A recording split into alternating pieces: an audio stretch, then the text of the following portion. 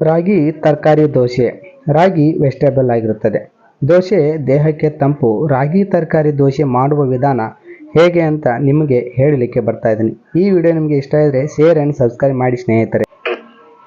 ಮಾಡಲಿಕ್ಕೆ ಬೇಕಾಗುವ ಪದಾರ್ಥಗಳು: 1 ಕಪ್ಪು ರಾಗಿ ಹಿಟ್ಟು, 2 ಚಮಚ ಗೋಧಿ ಹಿಟ್ಟು, 2 ಚಮಚ ಮಧ್ಯಮ ರವೆ, 1 ಸೆಂಟಿಮೀಟರ್ ಉದ್ದದ ಶುಂಠಿ, 1 ಚಮಚ ಕರಿಬೇವು, 2 ಚಮಚ ಮೆಂತ್ಯ ಎಲೆಗಳು, 2 ಚಮಚ ಕೊತ್ತಂಬರಿ ಎಲೆಗಳು, 1 ಮಧ್ಯಮ ಗಾತ್ರದ ಈರುಳ್ಳಿ, 1/2 ಕ್ಯಾಪ್ಸಿಕಮ್, 1/2 ಕ್ಯಾರೆಟ್, 1/2 ಚಮಚ ಜೀರಿಗೆ ಬೀಜ ಮತ್ತು ಉಪ್ಪು. ಹಂತ 1: ರಾಗಿ ಹಿಟ್ಟು, ಗೋಧಿ ಹಿಟ್ಟು ಮತ್ತು ರವೆ ತೆಗೆದುಕೊಳ್ಳಿ. ಕತ್ತರಿಸಿದ ಶುಂಠಿ, ಕರಿಬೇವು, ಮೆಂತ್ಯ ಎಲೆಗಳು ಮತ್ತು ಕೊತ್ತಂಬರಿ ಸೊಪ್ಪು ಸೇರಿಸಿ. ನಿಮ್ಮ ಆಯ್ಕೆಯ ಪ್ರಕಾರ ಯಾವುದೇ ಎಲೆಗಳನ್ನು ನೀವು ಸೇರಿಸಬಹುದು.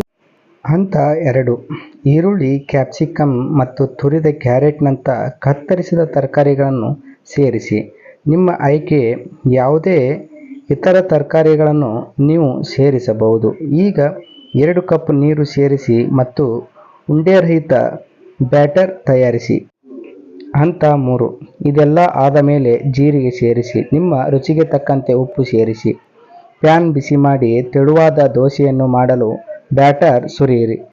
ಹಂತ 4: ಮುಚ್ಚಳವನ್ನು ಮುಚ್ಚಿ ಕೆಲವು ಸೆಕೆಂಡುಗಳ ಕಾಲ ಬೇಯಿಸಿ. ಮುಚ್ಚಳವನ್ನು ತೆಗೆಯಿರಿ. ಮೇಲೆ ತುಪ್ಪ ಅಥವಾ ಎಣ್ಣೆಯನ್ನು ಚಿಮುಕಿಸಿ. ಮಧ್ಯಮ ಉರಿಯಲ್ಲಿ ಸ್ವಲ್ಪ ಸಮಯದ ಹೊತ್ತ ಬೇಯಿಸಿ. ಹಂತ 5: ದೋಸೆಯನ್ನು ಮಡಚಿ ಹೊರತೆಗೆಯಿರಿ.